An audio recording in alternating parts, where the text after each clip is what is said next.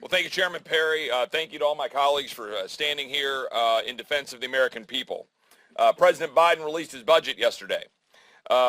His budget makes his priorities clear. His administration is at war with the American people's freedom and prosperity.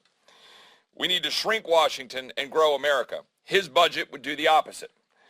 Biden proposes $3 trillion in tax increases and price controls. We can save more than that by cutting, as Scott just outlined, the woke, weaponized federal bureaucracy that's at odds with the American people. Think about this. Biden's budget would massively increase funding across the board for that wasteful federal bureaucracy targeting the American people. More funding to a Department of Homeland Security that refuses to actually secure the homeland, leaving the American people vulnerable to fentanyl to the tune of 72,000 dead Americans. More for an ATF to turn law-abiding American citizens into felons for simply having weapons that are currently lawful in an unconstitutional power grab by the bureaucracy. More funding for an FBI to make people like Scott Smith a domestic terrorist, or Mark Houck a target of the federal FBI, having a SWAT team show up at his home in Philadelphia, Pennsylvania. More funding for CMS to enforce tyrannical vaccine mandates. More funding for a Department of Defense that has some of our men and women in uniform still wondering if they can have the promotion or advance in their career because they dared to stand up to the vaccine tyranny authored and promoted by Anthony Fauci.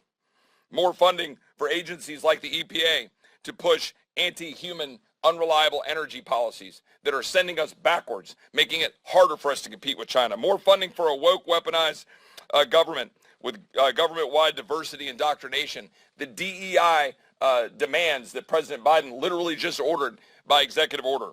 More funding for abortion and transgender policies. Look, his budget proposes a $3 trillion tax hike.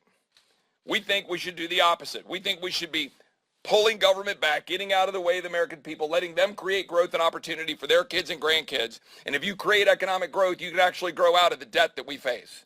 It is the only way to save this country and to advance America is to stop spending money we don't have for the very tyranny the American people sent us here to stop. We believe we can do that. Scott outlined it. I don't need to repeat it too much, but just understand.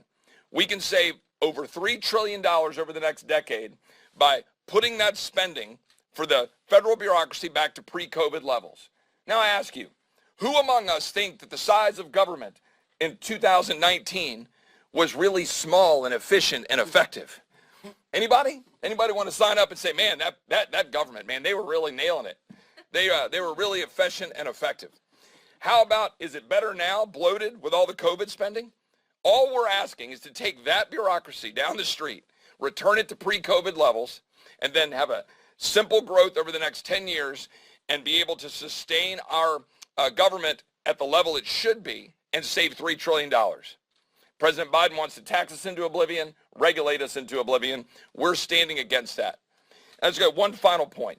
Our job here is to defend the American people. Don't make any mistake about what we're saying. This government is at odds, at war with the American people and living free. We have constituents coming up to us every single day telling them horror stories about how they're being targeted and regulated. Someone who was actually put in jail because there was water on his ranch in Montana, and he went to jail for 18 months and died before the court could hear the case. Who wants a government that is putting an American citizen in jail because he has water on his land? It's absolutely extraordinary what we've allowed to happen in empowering this federal government at odds with the American people. We stand against that. That's why we were sent here. We are called the House Freedom Caucus for a reason. We stand for freedom.